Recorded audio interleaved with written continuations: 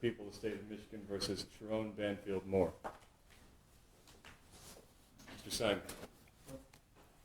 Appearances. Thank you, Your Honor. Good afternoon. Katie Rizmersky, First Assistant Prosecutor for the Special Victims Unit for the People. And Your Honor, Joe Simon on behalf of Mr. Moore. That's the charges, sir. We waive formal reading of the complaint. Your Honor, stand mute to the charges. Formal reading having been waived, the plea of immunity will be entered on your client's behalf. Simon, make your bond argument now or reserve? Your Honor, I think the people want to make a presentation, and I'll go after that if that's okay. All right, Ms. Wisniewski. Your Honor, thank you very much. I appreciate that. Mr. Simon. And thank you for the opportunity to be heard. As the court is well aware, this is not a series of offenses in Michigan that allow you to deny bond. We're certainly not asking for that. This is a felony of home invasion third degree, misdemeanor stalking, and misdemeanor entry without permission. Your Honor, we are asking for a $25,000 cash or surety bond in light of the fact that we cannot ask for you to deny bond. I get that he is a man of means, and so this is a bit of a nominal monetary ask, but quite frankly, it would be an ask that I would make for any defendant charged with these offenses before you. So what strikes me as perhaps more important in this scenario are conditions that I would like to ask for, because of course, as you know, Your Honor, you're tasked with trying to make sure that he reappears, but also the safety of the public and this victim in particular. So, Judge, in addition to an ask for a $25,000 cash or surety, we are asking, should he post that, should you impose that, we are asking that you order that he undergo a mental health evaluation. We are asking that you order him to submit to a GPS tether and that there be a no-go to this victim's residence or place of employment. Ask that you order that there be no contact with her whatsoever in any means, any fashion, direct or indirect, that there be no stalking behavior of any kind, that he be ordered to surrender any and all weapons, further that he be ordered to surrender his passport. Judge, the reason, Your Honor, the reason we make those requests is in light of the factual scenario that gives rise to these charges.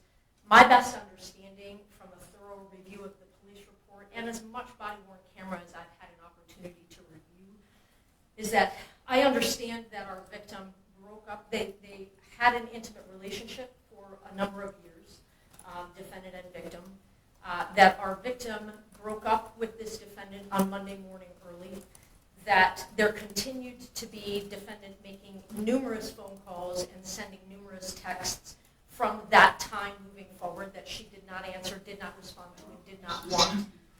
That eventually she presented herself to the University of Michigan, cooperated in some form of investigation there. As we all now know, defendant was at some point on Wednesday afternoon fired from his employment. He then, at some point soon thereafter, came to her apartment in the address that is alleged in the complaint, barged his way into that apartment, immediately then proceeded to a kitchen drawer, grabbed several butter knives and a pair of kitchen scissors, and began to threaten his own life. I'm going to kill myself. I'm going to make you watch. My blood is on your hands. You ruined my life. And a series of very, very threatening, intimidating, terrifying, quite frankly, statements and behaviors there in that apartment. It was only then, Your Honor, when the victim, she called her attorney and then at some point indicated she was going to call the police, and then he left.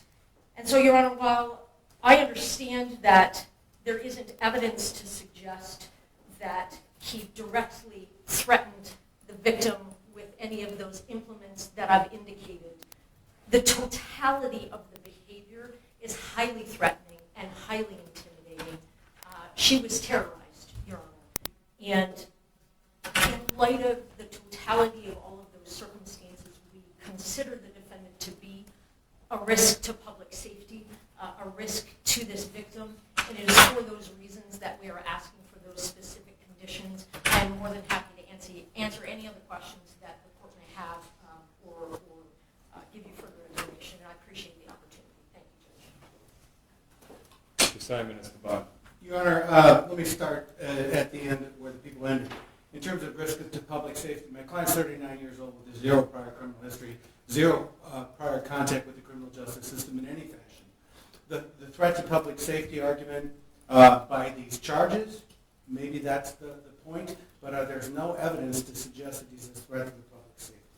The next thing is that the people referenced the court rule that I want to come back to, that you can't deny bond in a situation like this, and they referenced something else that I want to come back to, which is the fact that they reviewed thoroughly the police report, and they reviewed thoroughly the body cam. I've had none of that opportunity, and that's too early for that in the proceedings, so when people come here and make factual representations, although I trust Ms. Mirsky very much as an officer of the court, I have no ability to respond to those factual representations. So here's what I'm going to ask the court. The monetary bond component, the 2 considerations by court rule are, my client will appear. Let me speak to that. He's got a home here. His family is here. He's got ties to our community. He's retained a local counsel here. Second thing is that my client is not otherwise a danger to the public or danger to the complainant. There are other, that is why monetary components are requested, but there are other measures to address them. For example, the request for a GPS tether, that was an expected request. My client will gladly comply with that request. The second thing is my client having no contact. Certainly, we have no objection to that order, and my client would be at his own peril if he were to violate that. His bond would be summarily revoked. In terms of surrendering the passport, Your Honor, there's no really indication that he is a flight risk. My client has those established ties that I talked about. But in addition to that, Your Honor, he would have an order from the court, like everyone else does. There would be no leaving the state, let alone the country, without permission of the court, and he would certainly abide by that. Your Honor, with respect to the request for a mental health evaluation, I will represent a few things that are my understanding, again, without being privileged to have reviewed discovery. My understanding is that following his arrest, my client was taken to the St. Joseph Mercy Health System for an evaluation, a mental health evaluation. My understanding is following that evaluation, he was not turned over for a commitment, but instead turned back over to law enforcement for lodging. That's where he's been at the Washtenaw County Jail since. I can also tell the court that the Community Mental Health Department saw my client yesterday for an evaluation as well, without any further recommendation. If you make that a condition of bond, I can tell the court that he get a mental health evaluation, he will absolutely comply and follow any aftercare recommendation. Lastly, Your Honor, with respect to the bond amount. I forgot to speak about weapons. He has no weapons, but he'll surrender. If you order that he surrender any weapons that he doesn't have, he'll be glad to comply with that condition. With respect to the bond amount,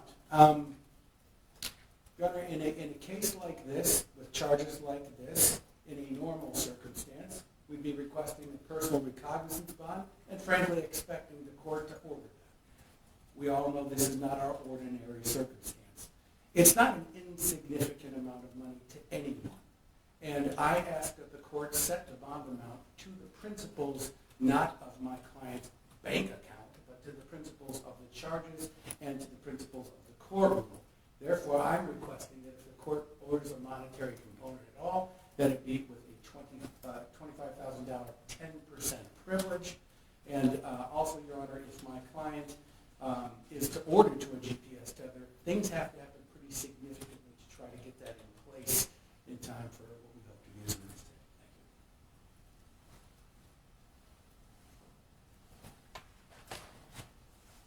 day. Mr. Moore, could you state your name, please? Sherrone Moore. Sir, you are not to use alcohol, marijuana, or any other controlled substance that is not prescribed to you. You are not to possess or purchase a firearm or any other dangerous weapon. You are not to engage in criminal conduct of any kind whatsoever. You may not leave the state of Michigan without permission of the court. Prior to your release, You will be placed on a GPS tether. You will not be released before that GPS tether is placed upon you. You must continue all mental health treatment as a condition of your bond. The named victim in this case will not be placed on the record. You may not have contact with that individual. That means no calling, no writing, no video chatting, no texting, no emailing, or any other form of contact the human mind can possibly fathom. No one in the world thinks that this person is going to reach out to you. Should they do so, and again, no one thinks that they're going to, you may not reply in any form or fashion. The named victim's address will not be placed on the record. You may not go to that location for any reason whatsoever. Are we understood on the no contact and no go-to, sir? Yes, Your Honor. If you have any questions about that, you have a good attorney, simply ask them. Do you understand? Yes, Your Honor.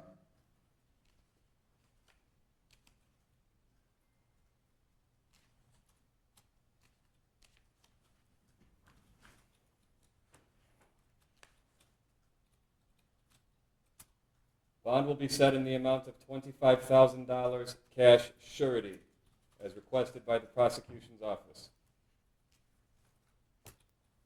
This court does not determine innocence or guilt. This court determines flight risk and community safety.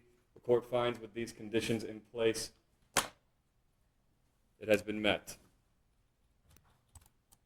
Mr. Simon, we are setting probable cause conference at this time for January 8th due to the holidays and scheduling. Is that a good court date for you? Your Honor, my client will waive his right to have that next court appearance within 14 days. I've discussed that with him. I also tried to coordinate calendars with Ms. Wismierski. In support of that, I think we're both available on January 22nd. The court would order that. And I'll add one more thing for the record in support of that. I understand there is continuing investigation. So in addition to the discovery I don't yet have, there may be even more. So it will be January 26th, 2020. 15, 22nd. January 22nd then. January 22nd, 2026, 9 a.m., 14A1 District Court, Courtroom C. That will be in person. Sir, do not violate these bond conditions. Follow all orders of the court. Stay in contact with your lawyer.